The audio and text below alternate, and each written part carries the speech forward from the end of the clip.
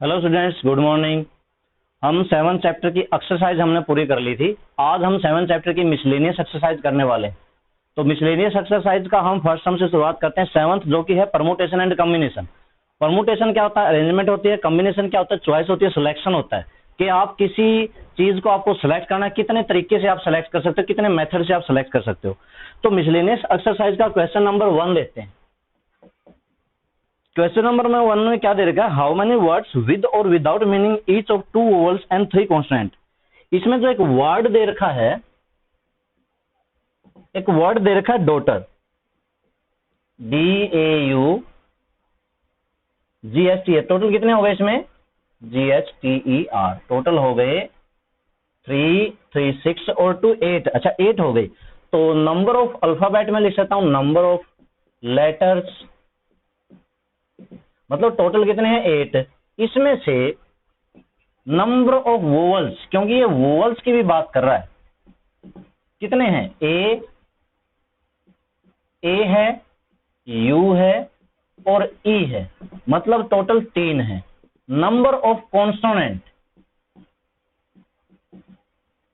Consonant में जैसे D आया, जी आया, एच, टी, आर, कितने हो गए? 5 हो गए। ठीक है, क्योंकि इसने यहाँ पे वोवल्स की कुछ जिक्र इसने कर रखा है कि क्या कर रखा है कि वोवल्स क्या होने चाहिए। हाउ मेनी वर्ड्स विद और without meaning each of 2 vowels. आपको तीनों वोवल की अरेंजमेंट नहीं करनी, 3 में से 2 वोवल की अरेंजमेंट करनी। बात को मेरी समझना। और फिर उसमें से कॉन्सोनेंट भी 500 नहीं लेने, 500 नहीं लेने। कॉन्सोनेंट भी 5 में से कितने लेने हैं? 3 लेने हैं। ठीक है, और उनकी फिर आपको अरेंजमेंट करनी, उनका लेटर बनाना। लेकिन क्वेश्चन में सोचने वाली बात तो यह है कि क्या हम इसकी सीधी अरेंजमेंट कर देंगे? सीधी अरेंजमेंट नहीं होगी। देखो, पहले मेरे पास 5 कॉन्स्टेंट दे रखे हैं, 5 में से मैं कौन से 3 लूं, 5 में से मैं कौन से 3 सेलेक्ट करूं, 5 में से कौन से 3 चूज करूं, पहले तो ये निकालना पड़ेगा। 3 यहां पर वोवल्स हैं, 3 में से 2 निकालने, मतलब पहले तो 2 निकालूंगा, देखूंगा ना। जैसे कि मान लो कि मैंने ए और यू ले लिया, पहले तो निकाल लूंगा, फिर उसकी अरेंजमेंट करूंगा। तो यहां पर ये क्वेश्चन में डबल है, परमुटेशन भी है, कॉम्बिनेशन भी है। तो सबसे पहले एक एक बात मेरी समझना। Number of choice of 2 vowels, 3 में से 2 चूज करने हैं, तो 3C2 फॉर्मूला लगाओगे, 3 फैक्टोरियल 2 फैक्टोरियल, 3 में से 2 गया, 1 फैक्टोरियल, मतलब टोटल 3 आ जाएगा, निकाल लेना। Number of choice of 3 consonant, 5 में से 3 मुझे सेलेक्ट करने हैं, 5 फैक्टोरियल, 3 फैक्टोरियल और 5 माइनस 3 2 फैक्टोरियल। 5 मल्टीप्लाई में 4, 3 मल्टीप्लाई में 3 फैक्टोरियल, 3 को तो फैक्टोरियल रहने देते हैं, मल्टीप्लाई में 2, मल्टीप्लाई में 1 कैंसल, 2 से गया 2, मतलब टोटल 10 आया। अब देखो, मैंने 2 वोवल्स और 3 कॉन्सोनेंट चूज कर लिए हैं। Now number of arrangement of 2 vowels and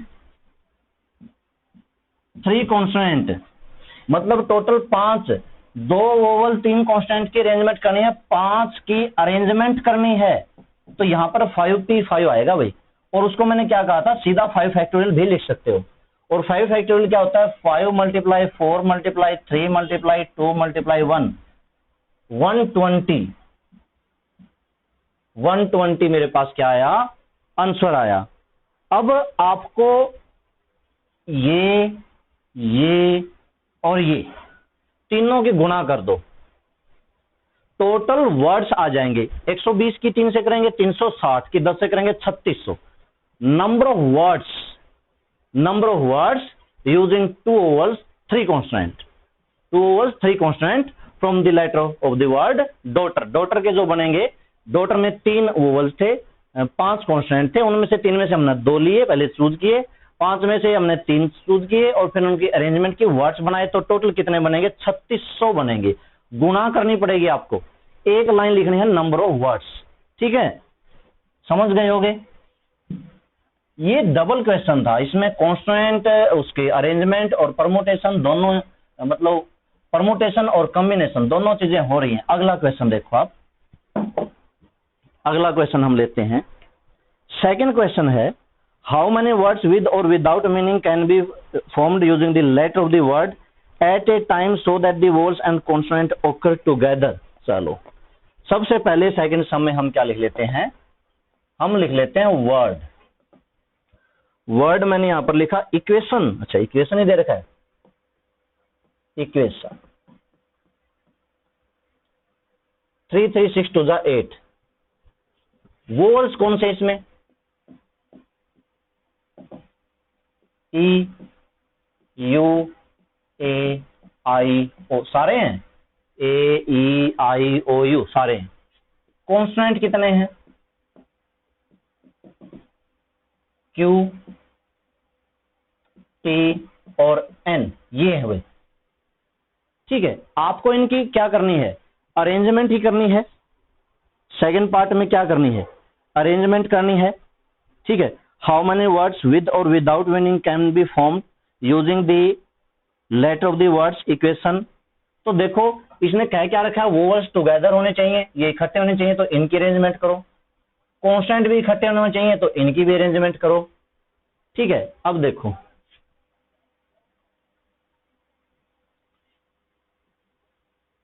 number of arrangement of vowels कितने हैं? 5 वोवल्स। बताओ भाई, 5p5 मतलब 5 फैक्टोरियल मतलब 120। ठीक है, 5p5 का फार्मूला खोल के करोगे तो भी 120 आएगा।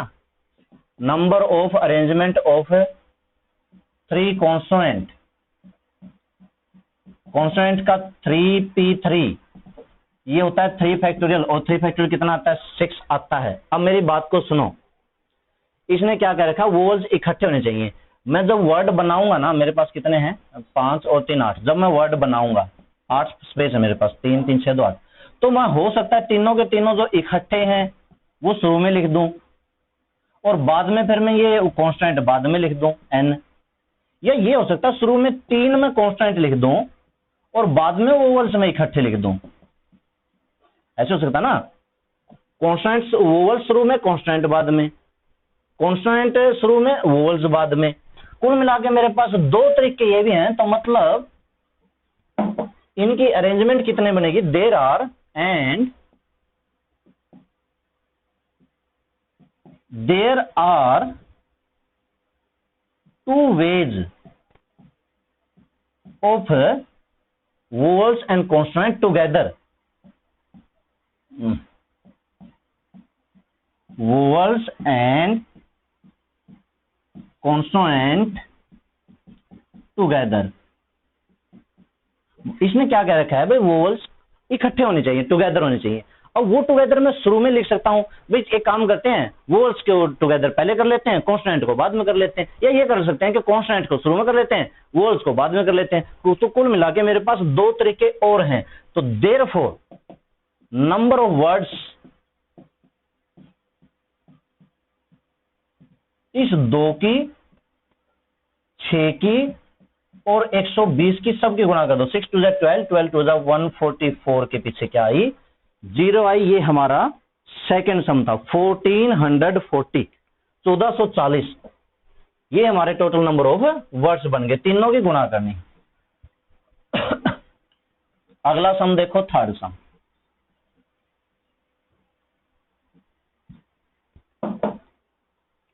थर्ड सम थर्ड है, a committee of 7 has to be founded from 9 boys. अच्छा,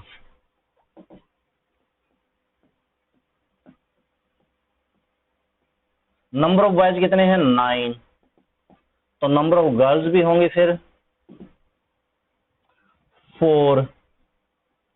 how many will this be done? First part, 9 boys 3 girls में से आपको अरेंज नहीं करने। How many ways can be this, एक कमेटी बनानी है, आपको उनको किसी लाइन में नहीं खड़ा करना, मतलब यहाँ पे परमोटेशन यूज नहीं होगा। हम कोई भी कमेटी बना रहे हैं, कोई संगठन बना रहे हैं, कोई मॉनिटर बना रहे हैं, तो क्या करें, सेलेक्ट कर रहे हैं। हमें किसी की कहीं पे मान लो टूर पे जा रहे हैं, तो भी क्या करें, सेलेक्ट करें। मान लो क्लास में एक आ जाए कि 9 बॉयज 4 गर्ल्स हैं और हमें कहीं टूर पर जाना है, उनमें से आपको 2 बच्चे सेलेक्ट करने हैं, मतलब वो ऑटोमेटिकली सिलेक्शन का ऑप्शन होगा। कुछ बातें ऐसी होती ना, जैसे इसने कह रखा कमेटी बनानी है, तो उसके लिए क्या होगा, अरेंजमेंट थोड़ी होगी, कॉम्बिनेशन होगी, सिलेक्शन होगा। अब कितने सेलेक्ट करने हैं, कितने, 7 सेलेक्ट करने हैं। 7 क्या student?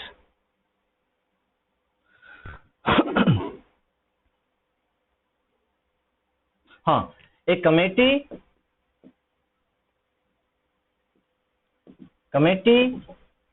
of 7 has to be formed। बस ये लिख दिया, 7 बनाने हैं। फर्स्ट पार्ट, इफ क्या कह रखा है, एग्जैक्टली 3 गर्ल्स आर सेलेक्टेड। अब मेरी बात को ध्यान से समझना, देन 7 हमने सेलेक्ट करने हैं।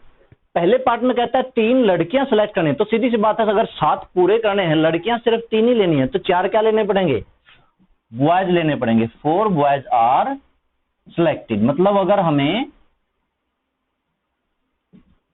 7 लेने थे, 7 में से 3 गर्ल्स हमने सेलेक्ट कर ली, तो बाकी के 4 बॉयज, टोटल 4 और 3 कितने हो गए, 7 हो गए। 7 से ज्यादा नहीं होना, 7 से कम नहीं होना। अब आपको पता चल गया, तो number of selection is equal to 3 girls choose करने हैं 4 में से, 4C3 मल्टीप्लाई में 4 बॉयज चूज करने हैं 9 में से, 9C4 सोल्व करेंगे। 4 factorial 3 factorial 4 - 3 1 factorial 9 factorial 4 factorial 9 - 4 5 factorial. Formula आप लिख देना ब्रैकेट में, कहीं भी अगर आप लगा रहे हो तो आपको फार्मूला जरूर लिखना चाहिए, NCR equal to n factorial r factorial और n माइनस r फैक्टोरियल जरूर लिखना चाहिए। 4 फैक्टोरियल को क्या लिखेंगे, 4 × 3 फैक्टोरियल, 3 फैक्टोरियल को 3 फैक्टोरियल लेने देते हैं, 1 फैक्टोरियल 1 होता है। 9 को लिखेंगे 9 8 7 6 5, 4 को लिखेंगे 4 3 2 1 और 5 फैक्टोरियल से 5 फैक्टोरियल कैंसिल, 4 2 जा 8, 3 3 जा 3 से 3 कैंसिल, 4 बचा, 4 3 जा 12, 12 7 की 6 की सब की मल्टीप्लाई कर दें। देखो क्या बचा, 4 बचा हुआ है, 3 बचा हुआ है, 7 बचा हुआ है, 6 बचा हुआ है। इनकी आप मल्टीप्लाई करके आराम से आंसर निकाल सकते हो। 4 3 जा 12, 12 7 जा 84, 84 6 जा 6 24 20, 6 8 जा 48 और 2 50, ये आता होगा इसका। ठीक है, ये तो केवल फर्स्ट पार्ट हुआ है, अभी हमारा सेकंड नहीं पूरा हुआ है, ये तो केवल फर्स्ट पार्ट हुआ है। ठीक है, ये तो ये बात थी क्योंकि इसने फर्स्ट पार्ट में ये कहा था 3 गर्ल्स आर सिलेक्टेड, सेकंड में लिख रखा है एटलीस्ट 3 गर्ल्स, एटलीस्ट है भाई, तो यहां पर 3 गर्ल्स की जगह पे at least, if at least 3 girls are selected. अब एटलीस्ट मतलब कम से कम, so if girls equal to 3 boys equal to 4 and, मतलब 2 केस बनते हैं, girls equal to 4 boys equal to 3। अब मेरी बात को ध्यान से समझना, इसने कह रखा है एटलीस्ट, कम से कम 3, कम से कम का मतलब 3 से ज्यादा हो सकते हैं, बात को समझो। एटलीस्ट 3 गर्ल्स मतलब 3 लड़कियां तो हमने लेनी है। अगर मैंने 3 लड़कियां ले ली तो 4 लड़के लेने पड़ेंगे, लेकिन अगर मैंने 4 लड़कियां ले ली तो मुझे 3 लड़के लेने पड़ेंगे, 3 मतलब टोटल 7 ही लेने हैं। 4 से ज्यादा मैं ले भी नहीं सकता कि मैं लड़कियों को 5 तो ले नहीं सकता, तो मेरे पास 2 केस बनते हैं। आपको ये दोनों का निकालना है, इसका अलग और इसका अलग, और दोनों को जोड़ना है। मेरी बात समझना, जब एक से ज्यादा दो केस बनते हैं, केस को हमेशा जोड़ा जाता है। नंबर ऑफ, इसका जो भी आंसर आएगा वो सुनो। पहले 3 गर्ल्स 4 बॉयज, पहले तो 4 गर्ल्स में से 3 गर्ल्स सेलेक्ट कर ली, मल्टीप्लाई में 9 बॉयज में से 4 कर दी, प्लस अब ये दूसरा केस इसमें जोड़ना है। पहले वाले का जो भी आंसर आएगा ना इसमें जोड़ना है। गर्ल्स हैं, 4 गर्ल्स में से 4 की 4 सेलेक्ट कर ली, 4 गर्ल्स में से 4 गर्ल्स सेलेक्ट कर ली मल्टीप्लाई में। बॉयज कितने करने हैं? 3, कितनों में से? 9 में से, तो 9C3। ये सोल्व कर लेना भाई इसको, ठीक है। एक केस दूसरा केस, ये केस हो सकता है कई बार 4-4 बन जाए, जैसे कि अगले पार्ट में आएगा। हाँ अगला पार्ट, अगले पार्ट में देखो आप, यहां पर एटलीस्ट की जगह पे जो थर्ड पार्ट है मेरा, थर्ड पार्ट है, एटलीस्ट की जगह पे क्या लिख रखा है? At most 3 girls are selected. अब समझना, देन कितने केस बनते हैं? देयर आर, कितने केस बनते हैं सोच लो। इसने कह रखा है एट मोस्ट, ज्यादा से ज्यादा 3 लड़कियां, ज्यादा से ज्यादा 3 लड़कियां।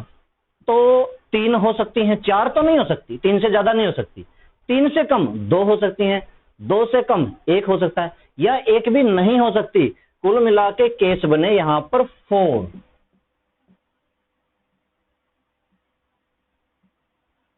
Cases arises.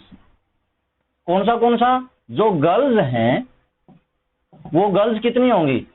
3 हो सकती हैं, 2 हो सकती हैं, 1 हो सकती है, 0 होती है। तो तब कितने हो सकते हैं? बॉयज कितने हो सकते हैं? अभी बॉयज को सोचेंगे, ठीक है। अगर लड़कियां 3 हैं तो लड़के लेने पड़ेंगे 4, ठीक है। अगर लड़कियां 2 हैं तो लड़के लेने पड़ेंगे 5। अगर लड़की 1 है तो लड़के लेने पड़ेंगे 6। टोटल तो 7 ही करने हैं ना, यहां पर लिख लेते हैं, ठीक है। देन बॉयज 4 लेने पड़ेंगे, 5 लेने पड़ेंगे, 6 लेने पड़ेंगे, 7 लेने पड़ेंगे। अगर आप लड़कियों को नहीं लेना चाहते, अगर आपने लड़कियां 3 ले ली तो लड़के 4 लेने पड़ेंगे, लड़कियां 2 ले ली तो लड़के बॉयज अपने 5 लेने पड़ेंगे, बॉयज 1 6 लेते 0। टोटल तो 7 आना चाहिए। कमेटी तो हमने 7 की बनानी है ना, 7 से ज्यादा की तो नहीं बना सकते। ऐसा नहीं कि लड़कियां 2 ले ली तो लड़के 8 ले लिए, भाई 9 लड़के हैं चलो 8 आ जाओ भाई, ऐसे थोड़ी। टोटल 7 होने चाहिए, 7 होने चाहिए, 7 होने चाहिए, 7 होने चाहिए। 3 4, चारों का निकालना है और जोड़ना है। तो देयरफॉर अब इसका मैं सीधा आंसर लिख देता हूं, आप लिख देना नंबर ऑफ सिलेक्शन। देखो पहले तो ये दोनों लेंगे, में से 3 गर्ल्स ले ली और मल्टीप्लाई में 9 में से 4 ले ली, प्लस ये एक केस है।